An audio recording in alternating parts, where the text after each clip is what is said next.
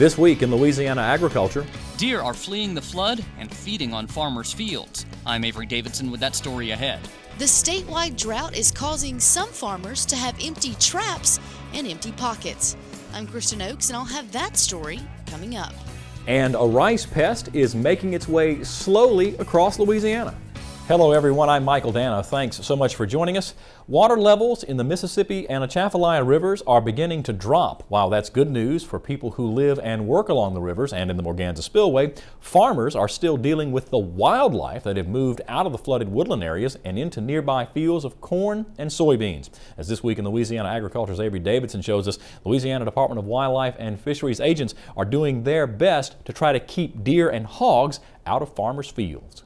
This is exactly what farmers feared would happen when the Army Corps of Engineers opened the Morganza Spillway, that deer and other animals would flee the flood and feed on their crops. The same is happening in Concordia Parish, where the swollen Mississippi River flooded grazing areas behind the levee. Here they've taken the corn pretty much all the way down, as I guess that you can see. Perry Corbett grows corn, cotton, and soybeans on the dry side of the Mississippi River levee.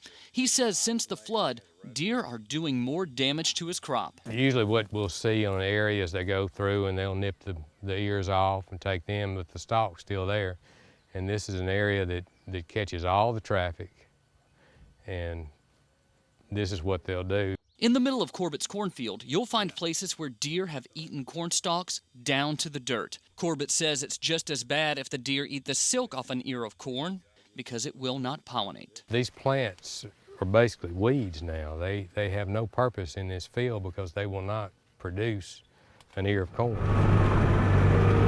When Corbett takes a ride to his soybean fields, he sees similar damage, like this, where deer have eaten the leaves off of the soybean plant, or where deer have eaten what he calls the terminal, the main shoot from a young plant. That's the nub you see there in between the two other shoots. Corbett says the plant produces the new branches to recover, but does not yield as well once deer eat the terminal.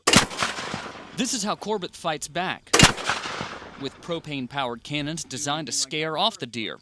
It appears at least one deer Corbett saw does not mind the noise. He ran across the field and stopped about 200 yards from this cannon. It was armed and going off and just looked at me. So I think they've becoming somewhat used to the cannons. We wanted to give them a haven. Louisiana Department of Wildlife and Fisheries Secretary Robert Barham says his agents are keeping people off the levees so that wildlife have a place to go to escape the flood and hopefully stay out of farmers' fields. The interior levee gives them a place to go, and there's clover there and some high ground bachelor along the Atchafalaya River. But as Corbett learns from Wildlife and Fisheries Biology Supervisor David Breitup, areas like that along the Mississippi River are flooded. Many times there is some high ground inside the levee where animals are able to stage up and ride out the water in many cases, but that's not the case this year.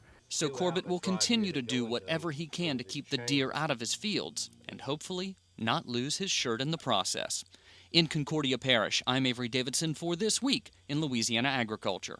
Nathan Crisp with the USDA's National Agricultural Statistics Service says farmers can make insurance claims on crops damaged by wildlife. We'll hear from Nathan a little later on in the program.